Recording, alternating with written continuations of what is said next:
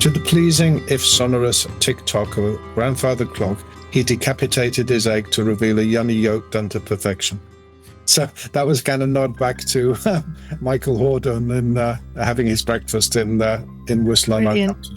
But the bit you said about, and I think it conveys really that I think how food can convey character, because I've got two characters here. There's Flaxton, which are kind of, they're both middle-aged men, but one is kind of stuffy and traditional, Flaxton, and Pomeroy is more avant-garde and kind of more of a individualistic.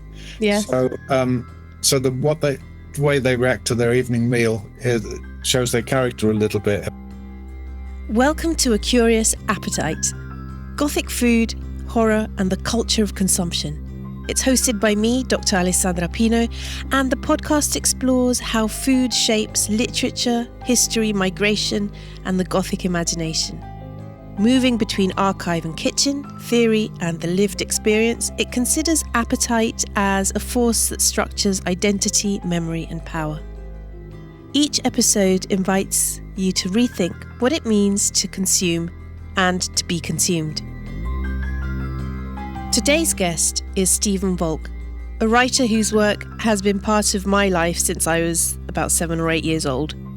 From Ghostwatch to Midwinter of the Spirit, from The Awakening to his more recent fiction, his portrayals of people working within and often unsettled by the supernatural have shaped the way I think about horror.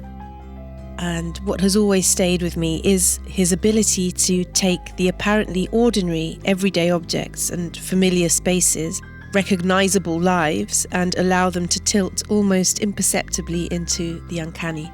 And his characters are fully realised and grounded and human, and that's precisely why the disturbance feels so real. So in our conversation, we focused on the séance as a tool for knowledge and a way of probing what lies beyond certainty. And you'll also find this conversation as part of an article for Haunted Magazine, issue 49. But this opened into a wider discussion of his writing and his creative beginnings, even the stop-motion film he made as a young filmmaker, which he says is unavailable, but I've got to get my hands on it. We also explored the role of food in his work and how meals and appetite and domestic detail become central to character and meaning. And it was just a real pleasure to speak with him.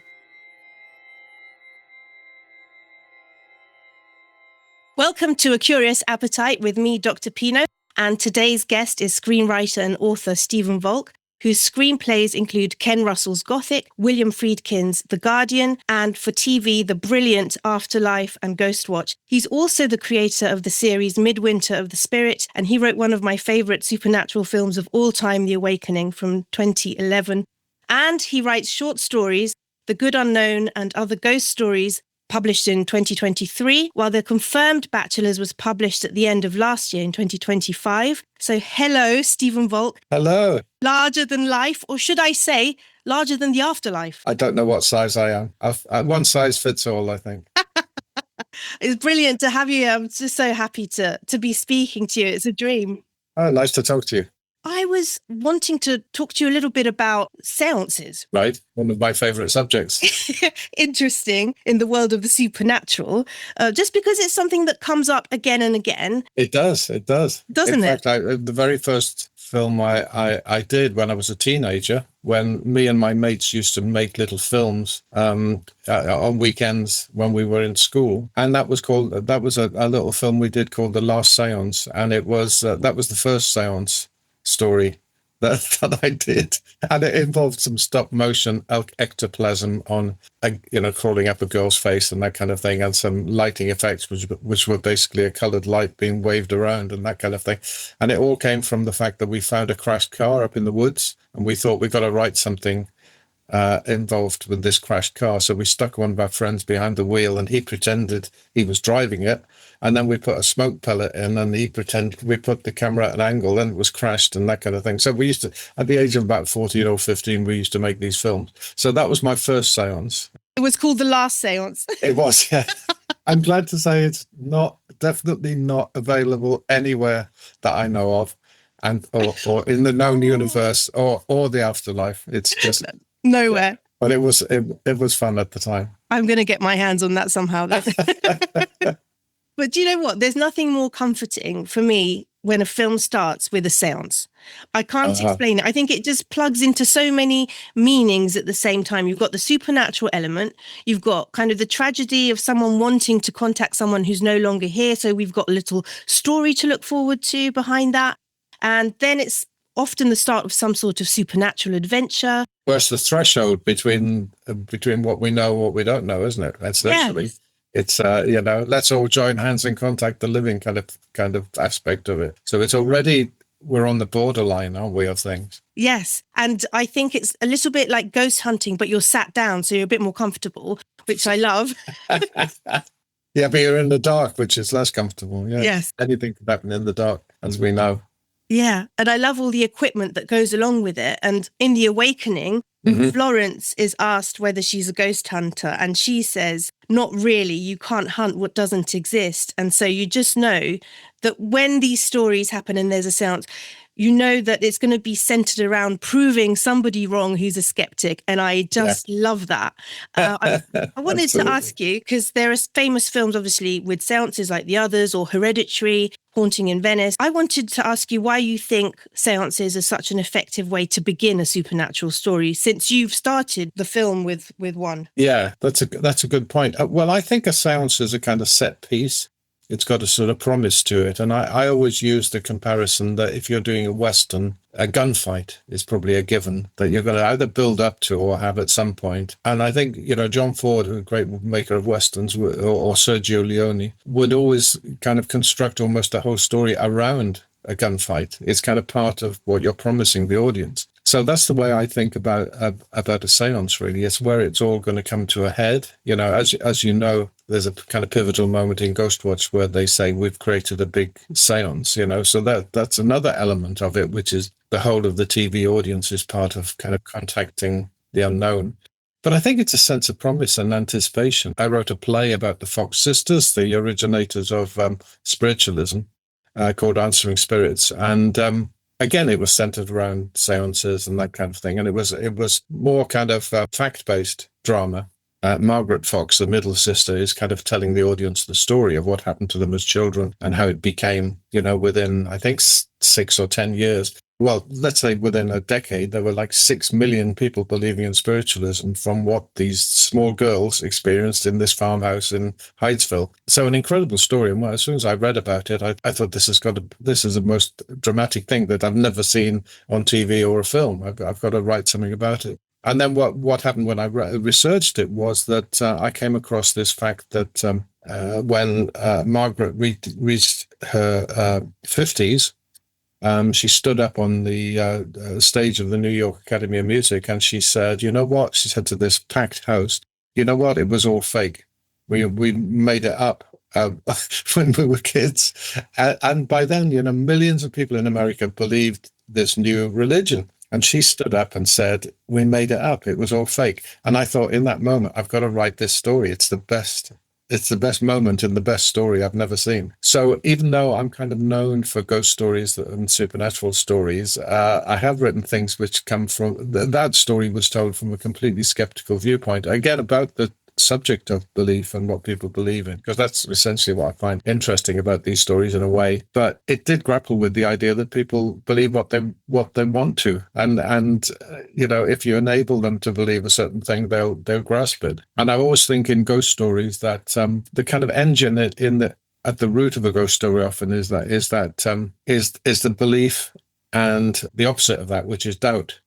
And if you don't have the doubt, if you just have the belief and things happen and everyone believes it, I don't think really it's a ghost story. It'll be something else quite interesting. Like, for instance, take Blind Spirit. There's a lot of comedy in it, but no one really seriously disbelieves what's going on. They kind of go along with it, and and it's very light and entertaining, a fantastic piece of work. But it's not really a ghost story, because a ghost in what we understand as a ghost story has to kind of disrupt real life, I think, and it has to be quite subversive of what you think reality is, in a way. If it's just accepted, then it's not really a ghost story. A ghost story has to get under your skin because it starts to question things about what you assume about the world around you. And maybe that's part of like the horror of it, or the scary side of it, is that you then begin doubting yourself. Yes, absolutely. Yeah. It could mean you're crazy, of course. It could mean you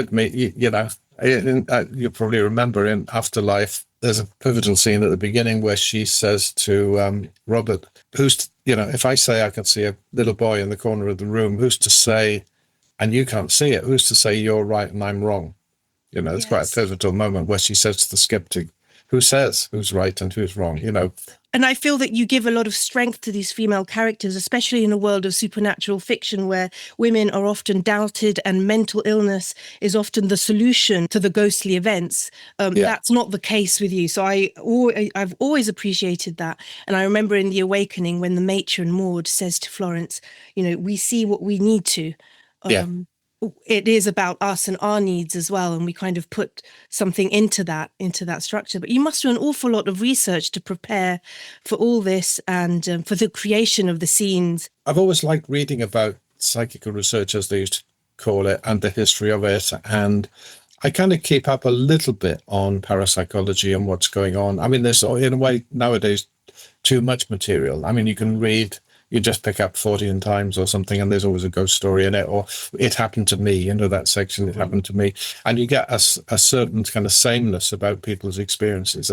And just if you read people's experiences, it doesn't necessarily tell you how to write another story, because there are such similarities in the way people have these experiences. But what I find quite interesting is how ghost experiences change culturally over the years. Yes. Like I did see a lecture once where somebody, I thought slightly ludicrously, claimed that in film, when the director shows a ghost, they kind of this transparent thing that is neither here nor there. And I thought, that's not true at all. Have you actually seen a horror film in the last 30 years? They never do that now. That might be in the case in the 1940s, but they would never do it now. No. They're very psychologically and visually complex in the way they portray ghosts. So a ghost might be something that kind of flickers outside your vision, or it might be something that's not there. But yes. I can see for instance, the cabinets behind you. There's the wonderful scene in The Sixth Sense where the cabinets all open. So I can see that happening in the background. I think because we now live in a world where the visual language is dominated by cell phones and what you can photograph on your phone, you get all sorts. That's another kind of language that is nothing like what you call it, double exposure, which is the stuff of early photography, really. Yes. And orbs and things like that, or flashing lights, and I think filmmakers now are much more prone to make something complex in the way you perceive it. Really, I mean, sometimes it's just blatant. Something jumps out, something in makeup. That will always do the trick, but that's why I think it's so interesting, the seance aspect, because you're getting together and it's nearly like you're constructing something to allow for a controlled space for something to occur. And that's different from just a ghostly appearance. So it's like a concerted effort, but exactly what it's a ritual, isn't it? But it's also got the feeling of because it's ritualized, almost like a religious ceremony, or a little bit towards a religious ceremony, but it's also kind of it has a logic to it. We've got to do this. We've got to turn the lights down. We've got to go in a circle. We've got to join hands. We've got to sing hymns, and we've got to do this, that, and the other. So there's a certain, it seems almost like a scientific approach to doing it, what I mean? Which I find quite bizarre. And one of the things that really intrigues me and always fascinates me about kind of ghost hunter type stories is this inherently theatrical absurdity. It's almost like if you didn't follow the supernatural aspect of it, it's pure theatre of the absurd in a way. Yes. People gathering around a table to contact someone that's not there anymore. I mean, there's something kind of surreal about the theatrics of it, and that really kind of appeals to me. I think that's probably at the root of why I like seances, because it's kind of actors. It is actors in a room, and it's just one object, and it's just the people in a room. It all boils down to that. There's no there's no wider cinematic kind of thing. It's just very focused. And then I think you can turn the prism internally, and then it's about what's going to come out from inside them, whether you think it's supernatural or psychological or whatever. And then you've got kind of nowhere to hide in a way. It's a bit like a rehearsal room where you've just got people, and that's all you've got. You've got to work with that. A lot of things have changed now with technology. So, seances are nearly early forms of sort of paranormal technology. So I wanted to ask you about any predictions of where you think that's going to take us with new technology. For example, with Host, I don't know if you've watched that film. Yeah. With, it was a seance over Zoom. I absolutely loved it. Yeah, I did too. Yeah. It still worked. I thought, I don't know if this is going to work, but it was just brilliant. I really enjoyed it. I was really gratified because Rob Savage and Jez, they both were in touch to say they were influenced by Ghostwatch. So I thought that was a great kind of through line, because I always acknowledged that I was influenced by the Stone Tape and Nigel Neal, and then there's me at 1992, and then a generation later there's Host, which acknowledges me. And I think that's the way the genre, I would say that's the way the genre works, is you absorb all influences and then it comes out differently. Yeah. Do you think where technology is advancing so quickly now with, I don't know, all sorts of things changing, do you have any idea of where that would lead us? I don't really know. I think someone smarter than me is going to come up with something fantastic about the present day, kind of fake news mentality. I can't really see the wood for the trees, really, because I just see all this stuff being faked. It's almost like I think to myself, well, if someone were to actually film the Loch Ness Monster and actually show it to you and it was super realistic, and you would think, well, that can't possibly be fake. I think almost your first reaction would be that it was fake. Yes. And you'd have to then kind of unfake it in your mind rather than have to prove it. You'd have to disprove it to yourself. I don't know what in that kind of landscape. I don't know what's next. I don't know what's next along those lines.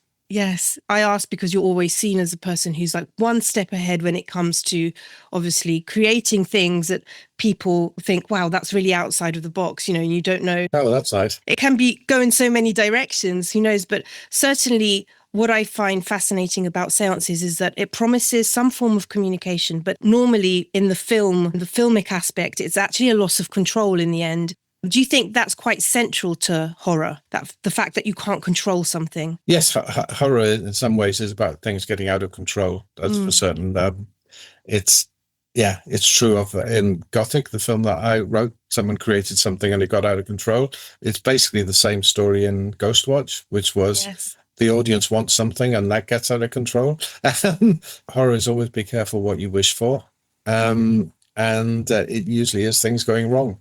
So if things didn't go wrong, you wouldn't have much of a story kind of thing. That's really. True. But I think there is, I come back to it, I think, in a way that the upturned wine glass and that kind of thing and the things moving around. First of all, I like playing with things that people think they know what's going to happen and they think they know the mechanics of what's just flashed back into my mind. That very first film that we made as kids that had the upturned wine glass and it starts to move and then they take their fingers off it and then we animated. We did stop frame animation of the glass moving across the table. That was like, years ago. But it's funny how you come back to things. But partly I came back to those kind of things because in the 60s and 70s, when I was growing up on TV, there were loads of supernatural shows. There's obviously the Ghost Stories for Christmas, which we still see.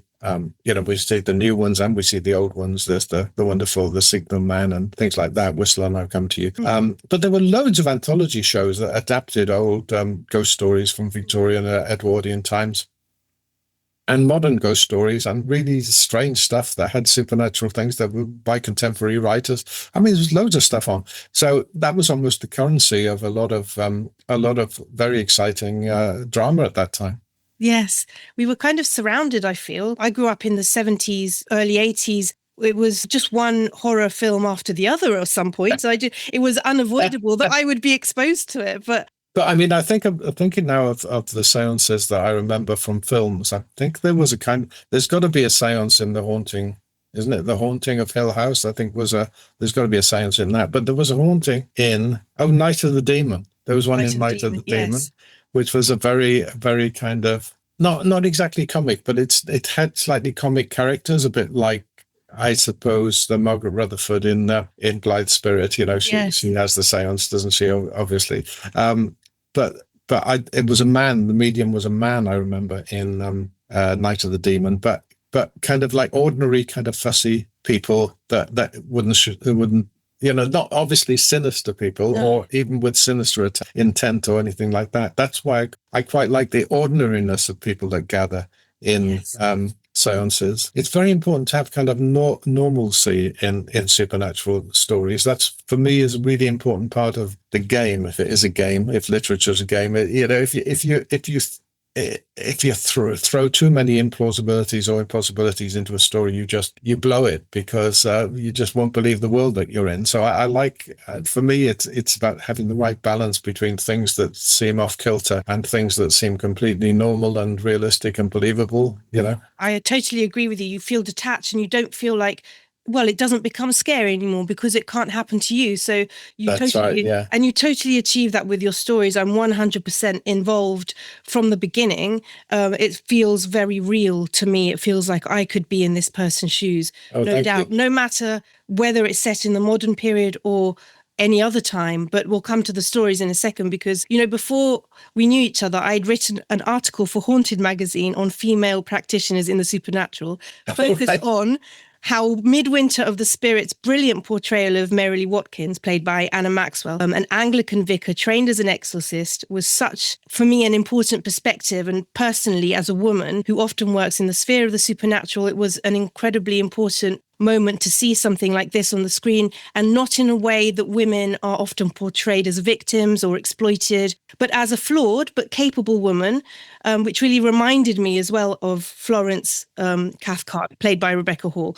in The Awakening. So it's like this no-nonsense, independent debunker of the supernatural. And it's very important to, you've obviously got to have, I like to have main characters that are not heroic in a sense, but I do think they could still be, they used to be a horrible cliche that they used to say, at all costs, leave it out of your script. They used to say strong but feisty or something like that. And they could always say, avoid that, well, you don't want to say that anyway. You don't want to describe the character. You want to show the character by how you describe what they do and what they say. Yes. That's always been my philosophy anyway. Yes. But I think you always want to engage with them as a fully rounded person before anything disrupts their life in a way. And when I first read Phil Rickman's books about Merrily, I thought first of all, is this going to be a kind of like advertisement for religion? Because wouldn't be too keen on. Well, first of all, I wouldn't know how to write a character that's completely kind of grounded and happy with their faith. That to me wouldn't have any drama to it. But as soon as I read the books, I'd started to feel that, no, I can write this character because she's insecure about a certain number of things. Even though she's got faith, she still has doubts about what she's involved in the story. So things are happening in the story that she thinks, oh my God, how can I deal with this? What's my place in dealing with this as a person who does have faith? So it's not as simple as her faith gets kind of shaken by it, but how do I deal with these things that kind of are in a realm I don't understand? And I thought, once I understood that, I thought I can write that kind of character. I just absolutely love her. I obviously love how it's portrayed by Anna. I think Anna Maxwell was a great choice as well. There's something about the character that's just so down to earth and doing things which are quite incredible, but still, again, you can identify and think, oh, what would I do? And that makes it extra special as a viewer or as a reader if you're reading your stories. But with the writing, for example, in The Awakening, now for some reason that had escaped me that you'd written the film. So I absolutely love the film, and I fell in love with the character because I just think she's quite severe at the beginning of the film. And then as time goes on and you get to know her more, her insecurities, she opens up, and suddenly I fell in love with this character anyway. Oh, that's because great. She was a woman, and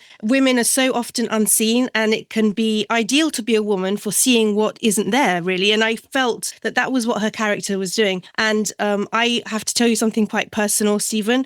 I named my daughter, her second name is after Florence, for that character. Oh, fantastic. She was born a few years later, but I always had it in my heart that I just love the name Florence. And well, the inspiration really for that was twofold. One was, I remember seeing the Hitchcock film Vertigo, and I remember someone saying about Vertigo that the James Stewart character is a policeman. He's trying to solve the crime, he's trying to solve the murder, but what he discovers is, somebody said in this article, is that the root of the mystery is actually himself. Yes. And I thought, I wonder if you can do a ghost story where the person doing the investigating finds out that they are at the root of the mystery. And I thought, well, I haven't seen that. I haven't seen that ever done before, but it could be really interesting. That's why she goes to the school and she discovers it used to be where she grew up. And she calls it a house. She knows, there are so many tiny details. I could watch this film again and again. I'd find something new. So she was calling it a house and not a school. Her subconscious had entered into the film. Yeah. Well, my thought was that she was taken away, and something kind of bad happened in the past, and she was taken away, and then I don't know whether I had such a kind of Freudian idea that she repressed it so much as people started to say that what had happened to her was different. So her real memory of her childhood started to be changed by what people were telling her childhood was, and then she discovers what but really it came from it came from watching The Turn of the Screw, the film The Innocents, which I'm sure you know. Do you remember about 2/3 of the way through that film, Flora is sent away so that the governess can confront Miles? Yes. And she gets sent away. I remember quite vividly. She gets sent away in the coach. You never see her again. And I thought to myself, what happens to Flora then? So that's why she's Florence, is that she grew up to become Florence, who becomes a debunker of the supernatural, because my original version was all about going back to Bly, and Bly has become a boys' school, and the backstory is really about Quint and Miss Jessel, and the BBC thought that was too literary, so they wanted to kind of change it into. They thought people wouldn't understand that, but I still regret that a little bit. But anyway. Well, that's great to know that backstory, because The Turn of the Screw is one of my favourite ghost stories. I have it at the end of my notes when I ask you what yours will be, but that's amazing to know. And I had no idea about that connection between Flora and Florence. And it's a chilling story. And I think I was reminded of it. Obviously, you get lots of ghost stories with big houses and this kind of stately home and weird things happen. But yes, I hadn't made the connection at all. It's so great to have that information now. But they, in fairness to the BBC, at least they did make it. And we had a great director, and Nick Murphy did a fantastic job. And, the photography, and he got such fantastic performances out of everyone. Dominic West and, Rebecca Hall was fantastic. I think she carried such pain in that film that I was really, even though I knew the story when I watched it, I thought she did it amazingly. I think it's been about 200 films called The Awakening, though. I wasn't too keen that they called it that. My original title was The Interpretation of Ghosts. That was my original title, but they didn't like that for some reason. I think it was a bit too clever. That's brilliant. And I love that she has her book always with her anyway. There's nothing not to love about. I love every detail of that film, how she connects with her. Obviously, she's had a bereavement of her own with her fiance, and the cigarette case and everything. And there are so many little things that I think, that remind me when she drops the cigarette case in the lake and then the hand comes up. It really reminds me of just it's the horror scenes that you want to see. Also finding the rabbit, long before Starve Acre with the rabbits and all that. Yeah. Long before even Hereditary with the dollhouse, she has that. And so I just keep recognizing in other films as well. But the funny thing is, sometimes that happens by accident. Yes. The director did something where the billiard ball goes down the staircase. Yes, like the Changeling. And I said to him, that was a good reference to the Changeling. He said, "What's the Changeling?" You've never seen it? So he didn't know. He didn't know. I thought that was. Oh my God. So doesn't matter, but it was good fun. And ghost hunting is obviously something you often write about. I've been really enjoying The Good Unknown and other ghost stories. The stories vary from modern ones and then ones that are set further back in time. And what I love, just as an aside, is the dialogue, because for me, it's just an immediate entry into the character's heart, the personality, and what is central to them and why. Like in Unrecovered, dreams are quite important, for instance. And in The Waiting Room, we've got all these kind of haunting coincidences. And I'd love to focus on this last story, if you don't mind. Of course, yeah. Because the Portrait Painter's story was published by Charles Dickens in All the Year Round in 1861. And it was a tale about something that really happened. And so there's like an unsettling overlap basically between testimony and narrative finds. And I think that you also destabilize this boundary, don't you, between the storytelling and the experience, the real experience. Can you tell us about this? Yes.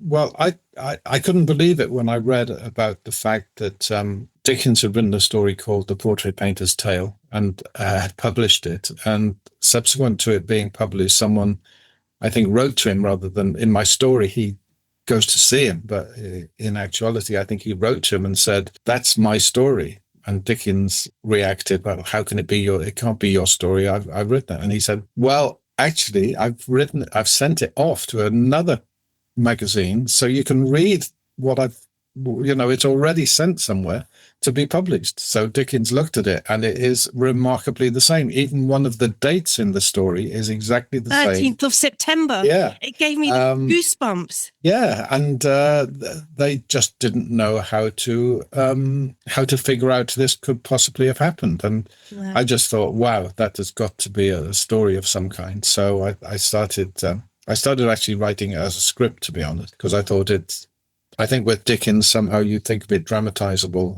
You think of him as such a dramatic character to visualize. But anyway, it ended up being a kind of a short story. And but in reality, I think they resolved it. I think they came to some agreement. But I think the reality was that the portrait painter had told someone, they'd told someone else, and Dickens had heard it from that other party. Yeah. And just said, I'll have that. Yes. Not literally said it, but it filtered through and it became a story he thought he could tell. But he didn't realize it was someone else's direct experience. It probably was what we would call a kind of friend of a friend kind of tale. Yeah. So I think that's in reality what happened. But nevertheless, I thought that's kind of the prospect of writing a kind of true-ish ghost story that involved Dickens. So I started that off, but essentially knowing that Dickens became a prime member of the Ghost Club, I thought, well, he's interested in this. And coincidentally, when I was writing it, there was an exhibition at the British Library about Dickens and the supernatural. So there's a whole lot of evidence that Dickens was interested in the supernatural. Wasn't he obsessed with Catherine Crowe and all the night side of nature? He actually, because she was talking about her own experiences, and I think he was kind of a little bit attracted to this, but also used to publicly say, oh, she's having a breakdown, a nervous breakdown. Well, I think he was also, I think he'd had experience of going to seances, since we were talking about seances, and being, as was the case probably with Houdini and people that we know about that became debunkers, he was very offended, really palpably offended by someone pretending, as he saw it, as a lot of people would see it, pretending to be, say, his dead sister and pretending to voice the thoughts of someone that he was very close to. So I think he then became a skeptic in a sense, really. So I think rather like me, to be honest, you always find a little bit of yourself in the characters. I think intellectually he thought bunkum and charlatans and all the rest of it, which I tried to get across in the story. But he was also drawn to the drama of a ghost story. I mean, look at A Christmas Carol, Totally. So he knew that you could use ghosts as a wonderful metaphors for all sorts of things, guilt and regret and so on and so forth. So there's two aspects to Dickens that I wanted to get across in that story, and I thought his flamboyance really as a character would be great to use just passingly again as I did with the character in The Awakening. Someone that investigates a ghost, but they're really investigating themselves ultimately. Yes, that's something that maybe is something that I look for. Just to kind of solve the case is a rather kind of bland outcome of a ghost hunter story. I think if they discover something about themselves, then that's the bonus. I think really. Yes, And I love that also there's this kind of hidden side to Dickens that, he's known as the father, the writer, the showman. He's working and traveling all the time. But also, he had a mistress called Ellen Ternan, and Claire Tomalin talks about this in The Invisible Woman. And Absolutely. I just find It's a wonderful, wonderful film, that actually. A really fantastic film. I saw it again the second time recently. And there was near me in Bath, there was Ralph Fiennes happened to be working in the Theatre Royal because he's got a season of plays, and he did a Q&A about The Invisible Woman. And I watched it again, and I thought, it's a perfect film. It's a really amazing film. And I don't know, sometimes critics just get it so wrong and just leave things by the wayside. And that really deserves a lot more. I think they just get umbrage about people that they think, it's Fiennes again, blah, blah, blah. Or Sam Mendes, he's not going to be able to do a good film. Is it Sam Mendes, the James Bond bloke over? Rather than giving someone a free, being open-minded about what someone does, But anyway, I thought that was a tremendous film. Maybe because I was quite close to the facts and kind of using a little bit of it in the story. Not to give too much of a spoiler.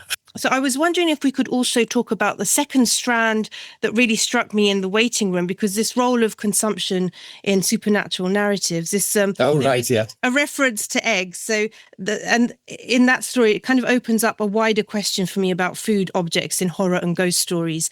From Ghostbusters to Evil Dead Rise, you get this imagery around eggs, and I just love to explore how everyday foods become uncanny or symbolic, or they might change in supernatural contexts. And just to give an example, because I know that it's a fairly new field, and I'm theorizing the idea of Gothic food in literature. I've written a Gothic cookbook, so it's something that is not a widespread concept. But I like always, as an example, use Sherlock Holmes. So in The Adventure of the Sheffield Banker, for example, bear with me, Sherlock Holmes realizes who the fraudster is, because even though he changes his name and is basically an imposter, he always has hot chocolate every morning, and this fact gives him away. I always say to my students, food never lies. And so you also see that food is able to kind of provide this alternative story because it holds information passively, but it's also active in that we are making new things from an ingredient, or new dishes, or there's a new interpretation all the time. There's a theorist called Roland Barthes, and he talks about how food is able to contain contradictory messages. So, for example, coffee can wake you up and revive you, but it also has become synonymous to relaxation. So food can do a lot. And all throughout my book, I give examples of how that happens in different Gothic novels. So in The Woman in Black, for instance, she uses apple pie and apple tarts. And I remember Susan Hill's one of the few authors that I'm talking about who's alive. So let me try and talk to her and ask her about the food. And so I did. And I managed to get through to her. And she said to me, Ali, I have no idea or memory of using that food. I don't know why I use that. Well, that means you can interpret however you like. I was thinking about this when you said you wanted to talk about food. And I was thinking when I wrote Gothic about the romantic poets, Shelley and Byron and everything. The worms in the food. Yeah, but they were all vegetarian, and I thought about there's a contradiction there about the idea they've all got vegetarian food, but they have the most awful kind of red meat dreams in the film. That you'd think they must have been eating steak by what goes through their head. And that's a period of vegetarianism. Following the French Revolution, you get the first vegetarian text by John Oswald, and then actually Shelley, the monster creature, is vegetarian. He says, I will eat nuts and berries. I won't glut from the lamb because I'm not worthy of it. So there's this idea. Really? Gosh, you've really done your stuff. That's really fascinating. Well, that's the first chapter. That's one of the chapters of a Gothic cookbook is to prove how monsters are actually mainly vegetarian. Fantastic. Well, I was gonna. If you have time, I was gonna just read the little bits of food. I would love that. Because love that. When I was thinking about food, I was thinking about my character, my side character in The Waiting Room is called Egg, isn't he? He's called Egg. And I just thought that was more to do with me emulating the kind of funny names that Dickens puts in stories, and the particularly kind of comic kind of characters all have names. So that I think that's what was going on there. I did say about the kind of normalcy in The Haunting, for instance, Haunting of Hill House, the film, was it 1960 or 61 or something? Yes. even though it's a big Gothic kind of mansion, like a really madhouse, haunted house, they kind of sit down to breakfast. Oh, And yes. it's a way of asserting people still do normal things. Absolutely. Mrs. Dudley's there. It's quite mechanical. It's always, Yeah. I will lay the breakfast out at this time. It will be cleared by this time. Dinner is at this time. And actually, in the Confirmed Bachelors, I think you have a peach, tinned peaches. And then Yes, I was going to read that. In the Haunting of Hill House, they have a peach souffle that Miss Dudley. Oh, really? Fantastic. I didn't know that. Yeah, at the end of that story, I wanted to evoke, Jonathan Miller's version of Whistle and I'll Come to You, which was made in the 60s. That had a wonderful performance by Michael Hordern, and he's a bit of an old buffer, and he's having his boiled egg, and he's eggy wake, mum, yummy, yum, and that kind of thing. So at the end of the story, I'll just read this little bit. It says that the catalyst for Flaxton's visit, however, was the apparition, it was alleged, of a small girl knocked down by an inopportune carriage outside the boarding house in which he now sat, where the breakfasts were reliable, landlady gratifyingly mute, and the location agreeable. Sunlight greeted the day, but the sky was undecidedly ordinary outside the bay window. To the pleasing, if sonorous, tick-tock of a grandfather clock, he decapitated his egg to reveal a yummy yolk done to perfection. So that was kind of nod back to Michael Hordern and having his breakfast in Whistle and I'll Come to You. But the bit you said about, and I think it conveys really that I think how food can convey character, because I got two characters here. There's Flaxton, which are kind of, they're both middle-aged men, but one is kind of stuffy and traditional, Flaxton, and Pomeroy is more avant-garde and kind of more of a individualistic. Yeah. So the way they react to their evening meal shows their character a little bit. If I just read one paragraph, it says the evening meal provided was hearty but plain. A delicious steaming shepherd's pie, which Flaxton had no hesitation in praising as delicious, as he mopped up the thick gravy with anti-clockwise sweeps of crusty bread. The French do tend to over-embellish. Mrs. Reddy can never be accused of that. Their demure host had not changed for dinner, which she called tea, and still wore her gingham house dress, an informality Flaxton found charming. Pomeroy had declared himself vegetarian and insisted on no meat. He said gurus in the East swore by it, sharpens the mind, improves the constitution. Flaxton thought it was faddish. For afters they indulged in sliced peaches from a tin of evaporated milk. Yes. I love that. And also, there's a lot said through food. We talk about as well the cake decorations. I found that very moving when Flaxton is kind of remembering his father, who was a bank manager, and he called emotional intercourse cake decorations, as in, so there's like of no use to him, but he's actually fetching the sugar bowl as he's saying this. So it's very trivial, but also symbolically important, like trivial in everyday gestures that we do, but it's kind of a displacement gesture when it comes to food, because it's a way of doing something practical to avoid confronting his emotional inadequacy, the shameful feeling. There's so much depth there with the food in this story. And what was incredible, talking to Susan Hill, and also now you'll be able to tell me what you think, but that it's kind of done in a subconscious manner. You're not actually thinking, oh, let me put, this part about the sugar bowl there. But because food is a language that is quite internal, it comes out through the writing in a way that can be analysed in different layers. So, yes, I just wondered what you thought about that. No, definitely. I think so. Well, I think not just food, but a lot of things come out subconsciously in the story anyway. And sometimes you realise it years later when you look back at it. Sometimes you don't realise it at all. And other people realise it. That's part of the enjoyment of literature, I think, or any art form, really. There's something about the fact that, if you want to know what something's about, don't ask the writer or don't ask the artist. No. Yes, exactly. Someone gave me a good quote the other day that said, with a work of art, it should be treated like a crime. In other words, don't tell someone before you've done it, and tell them as little as possible after you've done it. I thought that was good. I'll remember that. I wanted to ask you a few final questions, because this podcast is about curiosity. So I was curious to know what your favourite food was growing up or as a child. I was thinking about this, and I think what I remember is beans on toast, because we would have a kind of light tea, and then we'd have supper later on in the evening. And I'd usually like beans on toast, or do you remember? I don't know whether they even do them now. I think they do, which is little sausages in the beans. In the beans, yes, they do. They do the pork. Heinz still does the beans and pork sausages. Yeah, they're not at all like real sausages. Just horrible, probably. But I still have do you ever feel that you have a hankering for things you had as a child? I still have a hankering for that. But I think I'd be terribly disappointed. And the other thing I had, which I thought would appeal to someone interested in horror, I used to have brains. Did you? Brains. My mum that's really good for brains. You. Yeah, brains, fried. Fried and on toast used to be something. A lot of people go, you must be kidding.